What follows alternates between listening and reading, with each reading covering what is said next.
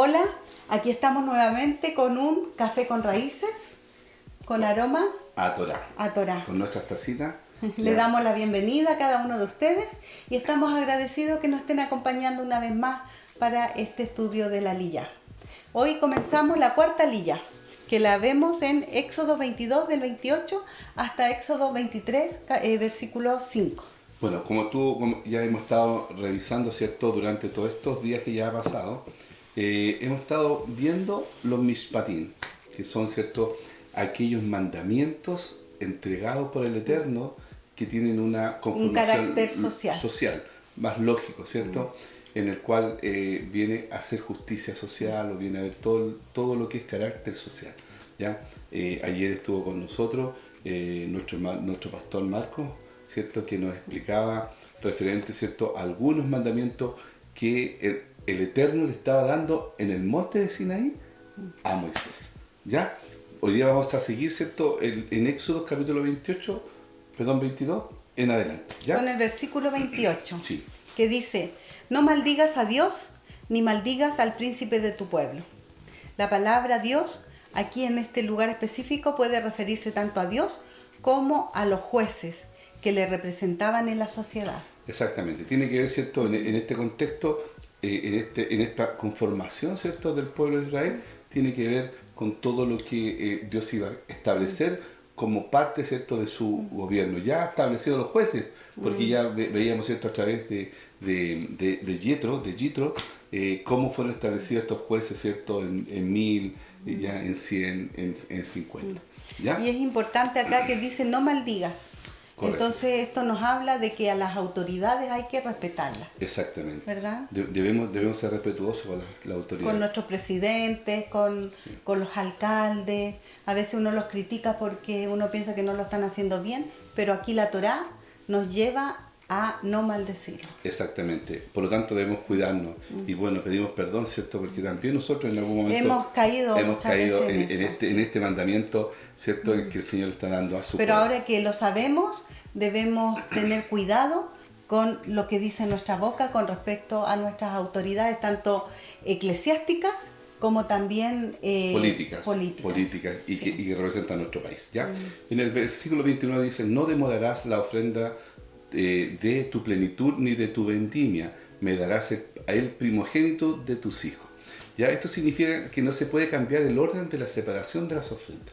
Primero vienen los bikurim, que son las primicias que se entregan en el templo, ¿ya? Luego viene la terumá, la porción elevada que se entrega al sacerdote. Eso está indicado en número, ¿cierto? 18-12. Después, ¿cierto? Se entrega el maser, el diezmo, ¿ya? Y el diezmo se divide en tres partes. Primero se separa el maser rishon, que es entregado al levita, ¿ya? Que a su vez entrega el diezmo del diezmo al sacerdote. El diezmo del diezmo. Exactamente, ¿ya? Eso lo podemos ver en número 18-21. Después se separa el maser sheni, que es llevado a Jerusalén para ser comido allí, ¿ya? Los años 1, 2, 4 y 5 del ciclo de 7 años. Recordemos, ¿cierto? De estos 7 años, porque después viene, ¿cierto? El Shemitah, que lo vamos a ver en la otra frente que viene, ¿cierto? Eso lo podemos ver en Deuteronomio 14, 22 al 26. Y en los años 3 y 6 se separa el Maser Aní, que es entregado a los pobres, ¿ya? Deuteronomio 14, 28 al 29. En el séptimo año no se separan los diezmos de los productos agrícolas, ¿ya? Aquí vemos, ¿cierto? Visiblemente que la ofrenda, ¿cierto? O los diezmos ya eran solamente anuales y también agrícolas, agrícolas, de los productos sí. agrícolas. Y es interesante aquí que los diezmos se separan también en 7 años. Exacto. O sea, esto es como un código que se va repitiendo en distintas áreas. Aquí vemos marcando 7 años con respecto a los diezmos y bueno, en un año correspondía para una persona, para otro, dependiendo del año, dentro de estos 7 años. Por eso habían tres ciertos, podemos decir, se dividían en 3 tipos de diezmos, ¿ya? 3 tipos de diezmos, y ahí algunos variaban de acuerdo a los años, ¿ya? Bueno, y aquí vemos también, ¿cierto?, que muchas veces se habla de que no debemos seguir las cosas judías,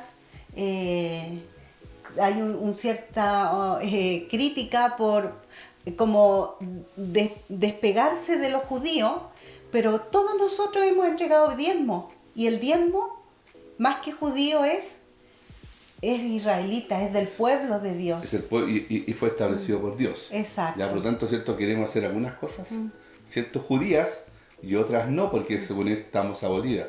O hacemos una, ¿ya? Claro. O hacemos todas, si no, no hagamos Esto ninguna. es parte de los mandamientos. Pero sí, muchas veces, ¿cierto? En la iglesia nos hacen sentir incluso culpables por no entregar el diezmo. ¿Ya? Y no era así la costumbre. Claro, vemos israelita. que se dividían en 7 diezmos, eran diezmos agrícolas. Exacto. Y algunos eran para los levitas, otros para los sacerdotes, otros para las viudas y los huérfanos. Es interesante profundizar sobre este tema. Ojalá que cada uno de ustedes se pueda dar el tiempo de investigar más profundo para tener bien claro todo lo que significa, las enseñanzas con respecto a los diezmos. A los diezmos.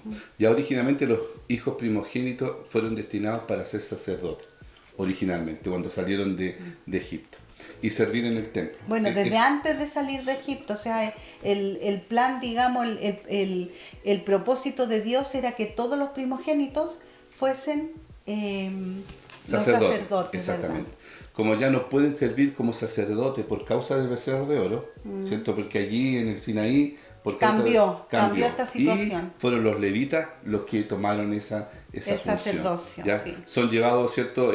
Son llevados al Cohen o al sacerdote para ser redimidos. O sea, ¿quiénes son? Son los sacerdotes que van donde el sumo sacerdote o donde el sacerdote general para ser redimidos. Por 5 shekels, ciclo de plata bíblico. Shekel es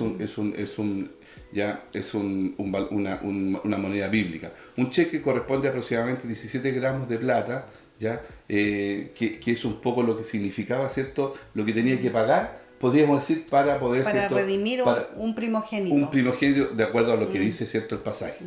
¿Ya? Esto fue hecho con Yeshua. Yeshua también lo hizo. Como está escrito, ¿cierto? En Lucas 2, 22 al 23, dice: cuando se cumplieron los días para la purificación de ellos, según la ley de Moshe, le trajeron a Jerusalén para presentarle al Señor. Como está escrito en la ley del Señor, todo varón que abra la matriz será llamado santo para Hashem, o para el Eterno. ¿Ya? Bueno, importante recordar, ¿cierto?, que unos estudios anteriores hablamos sobre también el redimir a los primogénitos, y vemos que ahora esto no está vigente, porque Yeshua, Él pagó el precio por redimirnos a cada uno de nosotros. Así que ya no es necesario redimir al primogénito, porque Yeshua, con su sacrificio, nos redimió en la cruz. Exactamente. Esto también nos enseña que si Israel no hubiera pecado con el becerro de oro, Yeshua sería uno de los sacerdotes en el templo de Jerusalén. Ya, si no hubieran pecado, ¿cierto? Si no hubieran pecado, porque él era primogénito. Claro, por su condición de primogénito. Obviamente, ¿cierto? Hoy día Yeshua es sacerdote según la línea de Melquisedec. Acá hubiera sido sacerdote de acuerdo a la línea de los, ¿cierto? Primogénitos. Porque ¿ya? debemos recordar que no por levitas. la línea de los levitas, porque él era de la tribu de Judá. Exactamente, ¿ya? El capítulo 22, versículo 30 dice: lo mismo harás con tus bueyes y con tus ovejas. 7 días estará con su madre, y al 8º día me lo darás. ¿Ya? Esto no significa que hay que llevarlo justamente el 8º día, sino a partir del 8º día en adelante. En Levítico 22, 27 dice: el becerro o el cordero o la cabra, cuando naciere, 7 días estará mamando con su madre, mas desde el 8º día en adelante será acepto para ofrenda de sacrificio encendida a Jehová. Exactamente, ¿ya? Yeshua no fue circuncidado en el templo, ¿ya? Sino en Bet-Lehem. No fue llevado al templo hasta después de los 40 días de su nacimiento. ¿Ya? 22:31 dice: y seréis para mí hombres santos, no comeréis carne despedazada en el campo, a los perros la echaréis. ¿Ya? La palabra hebrea que aquí que ha sido traducida como despedazada es terafá, ¿ya? Forma femenina de teref, cuya raíz es taraf. Acá es importante todo, ¿cierto? Estas raíces, porque nos llevan, ¿cierto? Podemos decir, al meollo, ¿ya? A la esencia, a la esencia misma, ¿cierto? del significado de la palabra. Que significa apresar, despedazar, herir. Terafá significa entonces literalmente animal despedazado. Pero en la ley judía el término implica todo animal limpio que haya sufrido una lesión, ¿ya? Mortal, sea muerto o que todavía esté vivo. La carne de este animal no es kosher, ¿ya? Apto para el consumo de un judío. ¿Ya? No se está refiriendo a un animal inmundo, sino se está refiriendo a un animal limpio, pero que no cumple con las condiciones, digamos, de ser kosher, de ser apartado, separado. Exacto, por eso dice, ¿cierto? Seréis para mí hombres santos, no comeréis carne despedazada en el campo. ¿Ya? ¿Pero de quién? De un animal limpio. Esto nos enseña que la santidad está relacionada con la comida. Importante detalle. Se dice que el pecado entró en el mundo por medio de una comida prohibida. Un hombre santo cuida mucho lo que entra por su boca. Es interesante esto porque al final, ¿cierto? Una manera de cuidar tu santidad es cuidar qué alimentos tú estás ingiriendo. Es importante lo que nos dice el texto bíblico, que al final, ¿cierto? La comida tiene que ser santa. ¿Ya? Porque todo lo que uno hace tiene que estar en santidad. O sea, mi vida, claro. y todo lo que también nosotros podemos consumir. El ¿ya? Eterno nos pide, dice, sed santos porque yo soy santo. Y aquí vemos cómo el alimento también tiene una parte importante en guardar nuestra santidad, porque debemos ser separados, apartados en nuestra manera de vivir, en nuestra manera de hablar, en nuestra manera de comer, en nuestra manera de vestir. Es todo un conjunto de elementos que nos ayudan a nuestra santidad. Exactamente, y ahí en Hechos 11:8, ¿cierto? El apóstol Pedro. Y dije, Señor, no, porque ninguna cosa común o inmunda entró jamás en mi boca. Este versículo, ¿cierto? Muestra que si un israelita come carne terafá, ¿cierto? Inmunda, no, o sea, inmunda en el sentido, ¿cierto? De despedazada, ¿ya? No será un hombre santo para el Eterno. Pedro lo está diciendo. Los perros pueden comer ese tipo de carne. Esto nos enseña cómo el Eterno también está interesado en el bienestar de los perros, podríamos decir, de los animales, ya que del perro en el sentido que él se puede alimentar de ese alimento, pero nosotros no. ¿Ya? En el versículo 23:1 dice, no levantarás falso rumor, no te concertarás con el impío para ser testigo falso. Significa no aceptar un falso rumor. Hay que tener mucho cuidado de no pasar a otros lo que uno ha oído, porque puede ser un falso rumor, como está escrito en Proverbios 10, versículo 18, el que esparce calumnia es un necio. Y hoy día estamos muy, ¿cierto? Nosotros escuchamos todos los fake news que hoy día se conocerían, noticias falsas, y lo damos como hecho verdadero, ¿ya? Y encontramos, ¿cierto? En todo tipo, cómo estas noticias falsas, fake news, ¿cierto? Nos hacen una verdad, y esa verdad no es así. Entonces, acá, ¿cierto? En este pasaje, mandamiento dice, no levantará falso rumor, ni siquiera tanto en forma, podríamos decir, de familia, de amigos, ¿ya? Pero también de todo el pueblo, de una nación, porque al final lo único que hacemos, ¿cierto?, es crear una condición en la cual otras personas pueden caer, ¿cierto?, en pecado al final. En pecado, ¿cierto? Claro, en en desacreditar a una persona o a alguien. Entonces, y en estos tiempos es tan fácil juntarse a conversar y terminar hablando de otra persona sin saber lo que se está diciendo, si es absolutamente real o no. Y eso afecta a nuestra santidad.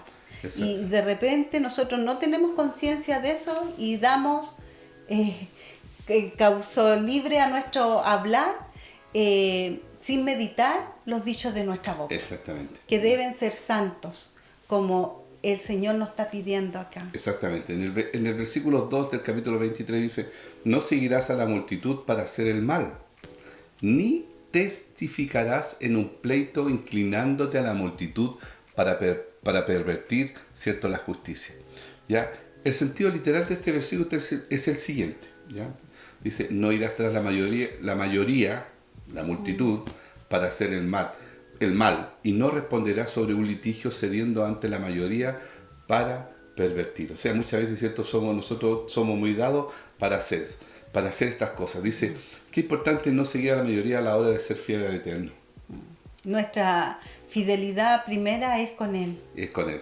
Cada uno tendrá que responder por su propia vida y si tú estás convencido de algo y no lo dices y cedes ante la mayoría para quedar bien con el hombre, ya estás actuando mal, estamos actuando mal. Entonces tienes más temor de los hombres que del Eterno. En tal caso eres como el hombre que edifica su casa sobre la arena, que simboliza, ¿cierto?, la multitud de la gente, la arena. ¿Ya? En los momentos de tormenta la casa será derrumbada. Es mejor edificar sobre la roca que es la Torá. ¿Ya? Así lo dice Mateo 7, el 24 al 27. Dice, cualquiera pues que me oye estas palabras y las hace, la compararé a un hombre prudente que edificó su casa sobre la roca.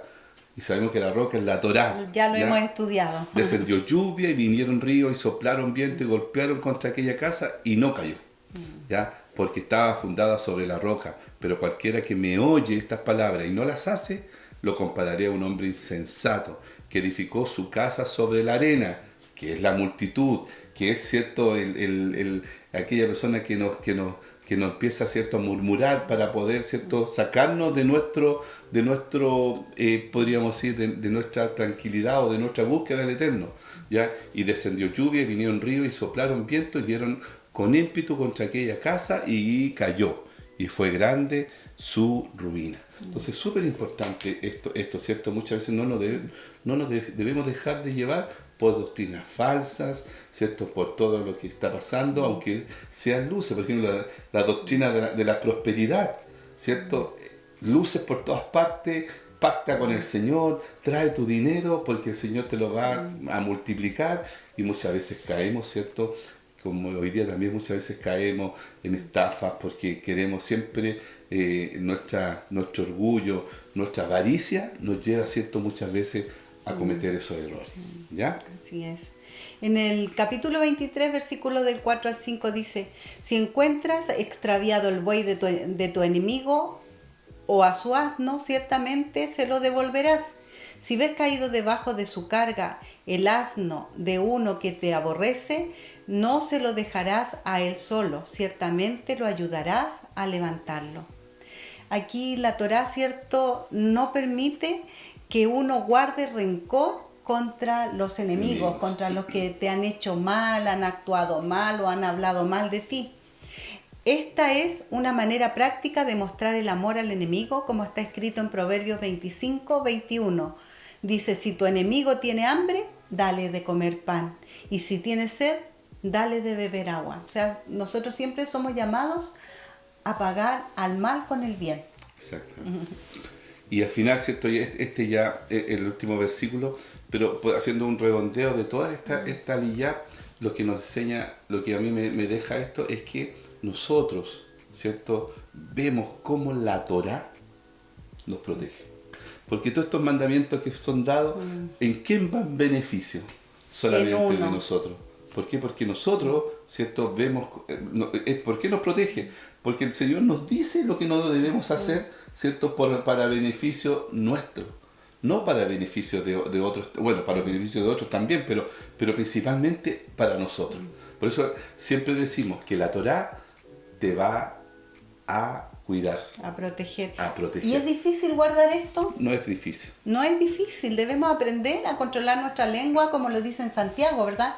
Que la lengua es un miembro pequeño, pero que puede ocasionar un gran incendio. Entonces debemos aprender a controlar nuestra lengua. Debemos aprender, ¿cierto?, a pagar al mal con bien, a actuar bien con nuestros enemigos. A comer kosher, a comer comida, digamos, que el Eterno nos indica cuáles son las que podemos comer y desechar las que el Eterno no quiere que nosotros comamos. A no maldecir a los gobernantes de nuestro país y orar por ellos. Y orar por ellos, sí. No, estamos muy acostumbrados a decir y hablar mal, ¿cierto?, de las personas, que, ¿cierto?, y los llevamos incluso a nuestras redes sociales.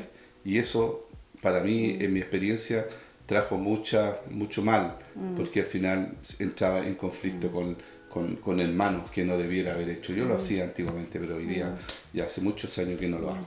¿Ya? Así que cada día, ¿cierto? Esta aliyá o esta palabra o esto, ¿cierto? Estos